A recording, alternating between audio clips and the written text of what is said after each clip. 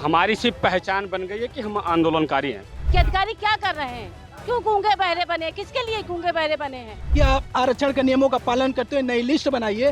बीते 6 सालों से आरक्षण घोटाले को लेकर के सड़कों पर आंदोलन और प्रदर्शन कर रहे 69,000 शिक्षक भर्ती आरक्षण घोटाले को लेकर के आज फिर एससीईआरटी कार्यालय पहुंचे हैं। और आप तस्वीरों में देख रहे होंगे कि यहाँ पर बड़ी संख्या में जो आरक्षण जिन्होंने आरोप लगाया है वो अभ्यर्थी है जो आरक्षण में घोटाला हुआ है। 69,000 शिक्षक भर्ती आरक्षण महाघोटाला, दलित वर्ग का 21%, पिछड़ा वर्ग का 27% आरक्षण पूरा करो, माननीय उच्च न्यायालय में प्रभावी पैरवी करो उत्तर प्रदेश सरकार। इस बोर्ड के बैनर तले ये एससीईआरटी कार्यालय में प्रदर्शन कर रहे हैं, यहाँ पर धरने पर बैठे हैं, इन्हीं से जानते हैं। अब इसमें जो चर्चा का विषय है, देखिए ये अब आप देखिए कि ये जो बोर्ड है, आप तस्वीरों में देख रहे होंगे कि योगी जी मेरी मम्मी को नौकरी दे दो, और ये छोटा बच्चा है जो यहाँ पर बैठा हुआ है इस पोस्टर बैनर के साथ, और ये इस बात को बता रहा है कि मम्मी को नौकरी दो। क्या नाम है आपका? मैं धनंजय गुप्ता देवरिया से। हमारी सिर्फ पहचान बन गई है कि हम आंदोलनकारी हैं, जबकि हम सरकार के और सिस्टम के सताए हुए लोग हैं।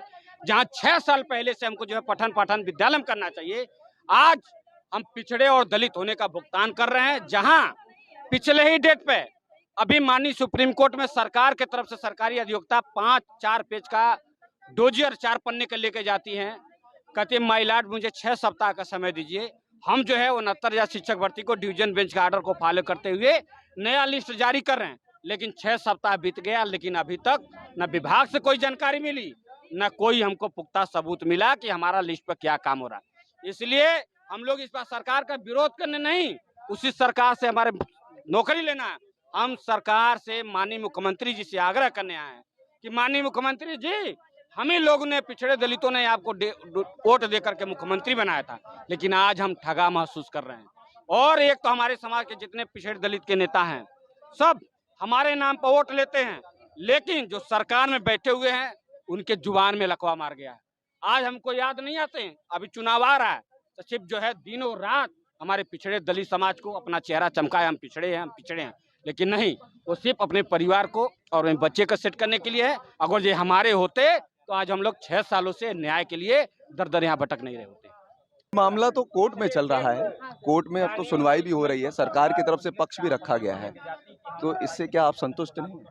सर हम लोग एससी ओबीसी है ना सर, सरकार ने कहा 6 हफ्ते का समय मांगा था सर, 6 हफ्ते बीत चुके हैं, 6 जून को 6 हफ्ते पूरे हो चुके हैं। मगर सर आप 21 तारीख को हमारा सुप्रीम कोर्ट में केस लगा है, 6 हफ्ते बाद उन्हें कहा था कि लिस्ट विजिट करके हम कोर्ट में सर समय प्रस्तुत करेंगे सर, मगर 6 हफ्ते बीत चुके हैं सर, मगर फिर भी हिलावाली का कोई कार्य नहीं हो रहा इस पे। कहीं दूर तक कहीं कुछ नहीं दिख रहा है सर। आज हम लोग को एनसीईआरटी पे आए, पूछना चाहते हैं अधिकारियों से कि अधिकारी क्या कर रहे हैं, क्यों गूंगे बहरे बने, किसके लिए गूंगे बहरे बने हैं? क्या हम लोग इंसान नहीं है? एससी ओबीसी इंसान नहीं है? क्यों नहीं न्याय करना चाहती है? हम योगी जी से कहना चाहेंगे कि क्या गलती है हम लोग की, क्या कारण है कि आज हम लोग सड़कों पर भटक रहे हैं? सर योगी जी से यही है कि हम लोग को हमारा 69,000 सॉल्व करें, हम लोग अपने अपने विद्यालय में जाए, बस यही सरकार से ही मांगे। सरकार से ही मांगे।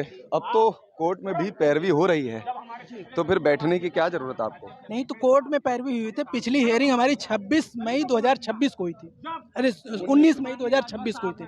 19 मई को कहा गया था कि हम 6 वीक्स में हम लिस्ट को कंप्लीट करके सही, ये कोर्ट का आदेश है जो पिछली अब ये कोर्ट का आदेश है, यहाँ लिखा हुआ है 6 weeks time to complete the effort. बिल्कुल सही बात है, जवाब दाखिल करने के लिए। आज 6 हफ्ते से ज्यादा हो चुके हैं, आखिर अभी तक इनके 6 हफ्ते क्यों नहीं हुए? 6 महीने बनाने में लिस्ट नहीं लगते, 6 दिन में भी बना सकते हैं, लेकिन इन्होंने 4 हफ्ते का समय दिया जा रहा था, 6 हफ्ते का समय मांगा। 6 हफ्ते में इनकी लिस्ट अभी इस कोर्ट में सबमिट नहीं हो पाई है। आखिर ऐसा क्यों है? हम ये जानना चाहते हैं। हम ये चाहते हैं कि हमें अपर मुख्य सचिव से मिलवाया जाए, हम उनसे बात करेंगे कि 6 हफ्ते का अगर समय वहाँ दिया गया था कि आप आरक्षण के नियमों का पालन करते हुए नई लिस्ट बनाइए, कितने बच्चे अंदर आ रहे हैं वो बताइए, कितने बाहर हैं वो बताइए, तो आखिर ये क्या कर रहे हैं? अभी तक इन्होंने क्यों नहीं किया? इसका क्या कारण है? हम ये जानना चाहते हैं, इसलिए हम लोग यहाँ हैं। अगर जब तक हमें इसकी जानकारी नहीं मिलेगी, जब तक कोर्ट में लिस्ट सबमिट नहीं होगी, हम लोग लगातार आंदोलन करेंगे, बैठे रहेंगे, घेराव करेंगे, लेकिन जाने वाले नहीं है। ये लड़ाई आज से नहीं है, 6 सालों से चल रही है और लगातार हम लोग आंदोलन कर रहे हैं, लाठियां खा रहे हैं, गालियां खा रहे हैं, लेकिन हम पीछे हटे नहीं, तो हटेंगे भी नहीं। हमारी यही मांग है कि ये लिस्ट जल्दी से जल्दी कोर्ट में सबमिट करें, सही लिस्ट बना के। जी बिल्कुल, ये पीछे नहीं हटेंगे जब तक सरकार जो लिस्ट सबमिट नहीं करती है। आखिर क्या वजह है कि सरकार जो 6 हफ्तों में कहा गया था कि लिस्ट सबमिट करने के लिए, और 6 महीने बीत चुके हैं, सरकार की तरफ से लिस्ट क्यों नहीं सबमिट की जा रही है?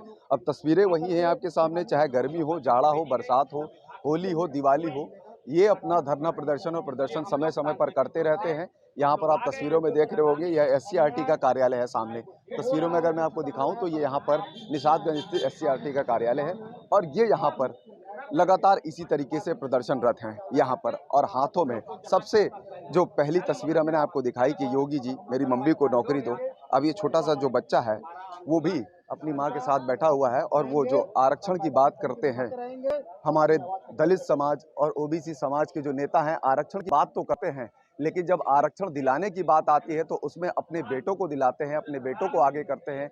सबसे पहले वो अपना परिवार देखते हैं। हम एससी समाज से हैं, ओबीसी समाज से हैं, हमारी सरकार में बैठे जो मंत्री हैं इस समाज से, वो क्यों नहीं आवाज़ उठाते? हम 6 सालों से प्रदर्शनरत हैं और आगे भी प्रदर्शनरत रहेंगे, क्योंकि सुप्रीम कोर्ट में जो लिस्ट मांगी गई वो 6 हफ्तों का समय था और 6 महीने तक हो गए, 6 महीने बीत चुके हैं, लेकिन लिस्ट नहीं दाखिल की गई है। कैमरा पर्सन मिंटू सिंह के साथ मनोज पांडे, लखनऊ न्यूज़ 24।